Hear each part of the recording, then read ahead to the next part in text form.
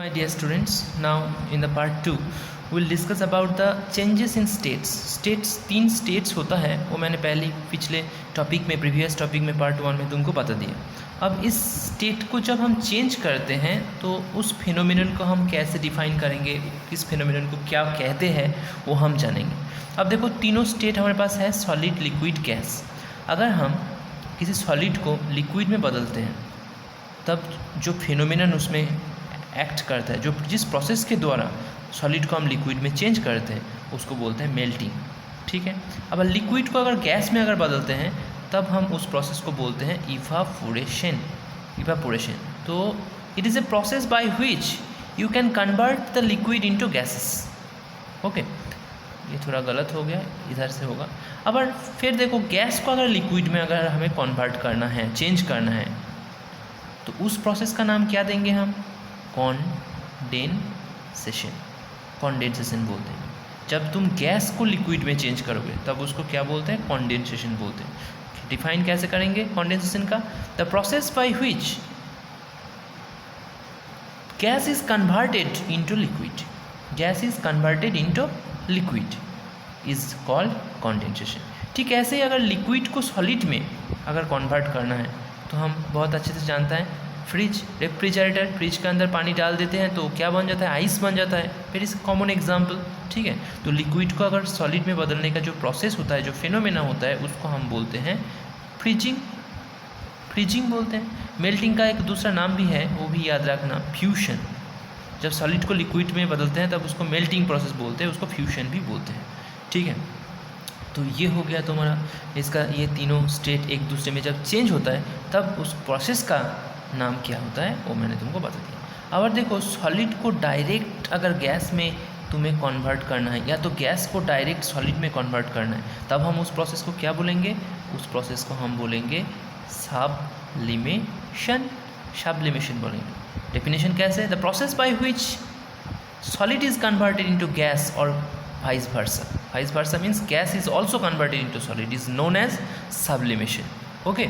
तो सॉलिड को गैस में चेंज करना या गैस को सॉलिड में चेंज करना, ये जो प्रोसेस है इसको हम क्या बोलते हैं? सब्लिमेशन बोलते हैं। ठीक है। तो ये हो गया चेंजेस इन स्टेट। अब दो टॉपिक आ जाता है हमारे पास, एक होता है मेल्टिंग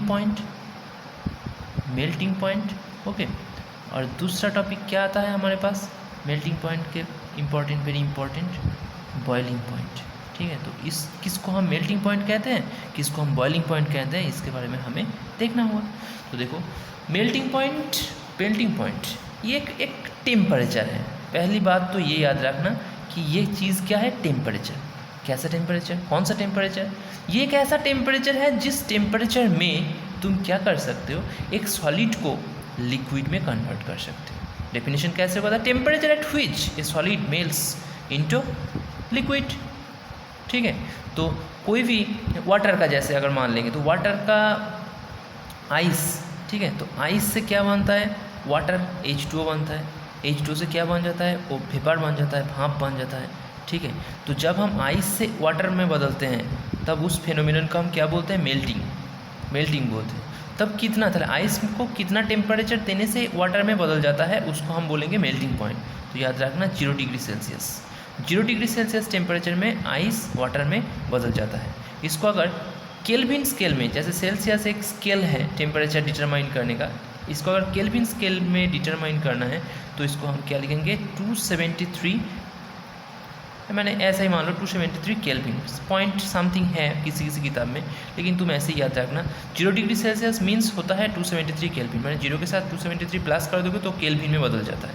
ठीक है। तो मेल्टिंग पॉइंट वो टेम्परेचर है जिससे हम क्या कर सकते हैं? सॉलिड को लिक्विड में कन्वर्ट कर सकते हैं एट एटमॉस्फेरिक प्रेशर। ठीक ऐसे ही बॉइलिंग पॉइंट का बात जब आता है तब क्या बोलेंगे हम?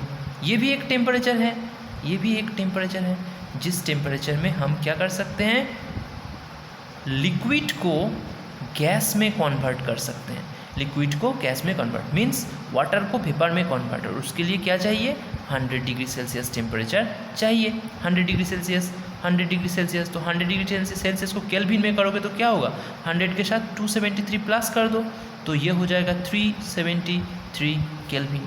ठीक है। चलो, वाटर का बॉइलिंग पॉइंट कितना है 100 डिग्री सेल्सियस, आइस का मेल्टिंग पॉइंट कितना है 0 डिग्री सेल्सियस या 273 केल्विन। 2 क्वेश्चन यहाँ से हो गया, कॉन्सेप्ट क्लियर हो गया, ठीक है। तो ये हो गया तुम्हारा मेल्टिंग पॉइंट बॉइलिंग पॉइंट का मैटर, ओके। अब नेक्स्ट आते हैं हम लैटेंट हीट के बारे में। लैटेंट हीट, लैटेंट माने छुपा हुआ, जो हिडन, लैटेंट मान मीन्स क्या बताया मैंने, हिडन। तो जो टॉपिक यहाँ पे आएगा वो है लैटेंट हीट ऑफ फ्यूशन।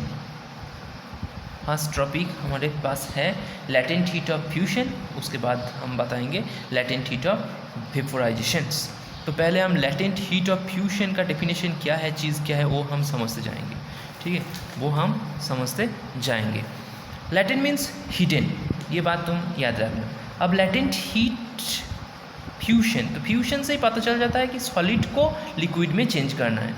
तो ये भी हीट जब बोला है तो ये क्या होगा, ऑब्वियसली अमाउंट ऑफ हीट होगा।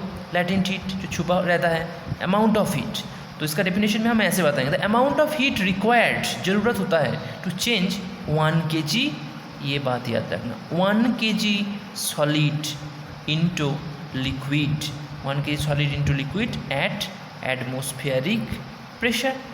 ये हो गया लैटेंट हीट का डेफिनेशन, ठीक है। अगर 1 किलोग्राम सॉलिड को लिक्विड में चेंज करना है हमें, ठीक है, एटमॉस्फेरिक प्रेशर में, तो जितना अमाउंट ऑफ हीट रिक्वायर्ड होता है उसको हम बोलते हैं लैटेंट हीट ऑफ फ्यूशन। ठीक ऐसे ही लैटेंट हीट ऑफ वेपोराइजेशन, अगर हम देखेंगे, वेपोराइजेशन माने वेपर बनाना, ठीक है, तो सेम चीज़ होगा, ये भी अमाउंट ऑफ हीट है, इसमें भी 1 kg चीज़ होगा, लेकिन क्या होगा 1 kg लिक्विड को हमें गैस में, गैसियस स्टेट में कन्वर्ट करना है at atmospheric pressure. 1 kilogram liquid मैंने वाटर को अगर भाप बनाना है तो उसके लिए जितना अमाउंट ऑफ हीट रिक्वायर्ड होगा उसको हम क्या कहेंगे, latent heat of vaporisations. I think the concept will be cleared. Okay, next topic हम पहुंच जाते हैं सब्लिमेशन। ठीक है, सब्लिमेशन मैंने पहले भी बताया और भी एक बार बता देता हूँ। सब्लिमेशन जो टॉपिक है, the change of solid directly into vapour on heating और वेपर इनटू सॉलिड। ठीक है, वेपर इनटू सॉलिड, सॉलिड को वेपर स्टेट में बदलना है, या तो इसका उल्टा, वेपर को सॉलिड स्टेट में डायरेक्ट बदलना है, direct without in the involvement of liquid state. Solid को डायरेक्ट वेपर में बदलना है। ठीक है, डायरेक्ट वेपर में अगर बदलने का जो प्रोसेस होता है उसको हम कहते हैं सब्लिमेशन। ठीक है, sublimation process by which solid to vapour and vapour to solid directly change करना है हमें। ठीक है, डायरेक्टली चेंज करना है हमें, तो उसको हम बोलेंगे क्या ना, सब्लिमेशन। तो सब्लिमेबल सब्सटेंस कौन होगा, उसका एक एग्जांपल हमको याद रखना है, NH4Cl, अमोनियम क्लोराइड। ठीक है, अमोनियम क्लोराइड जो है जिसको हम गंधक भी बोलते हैं, तो ये अमोनियम क्लोराइड एक सब्लिमेबल सब्सटेंस होता है।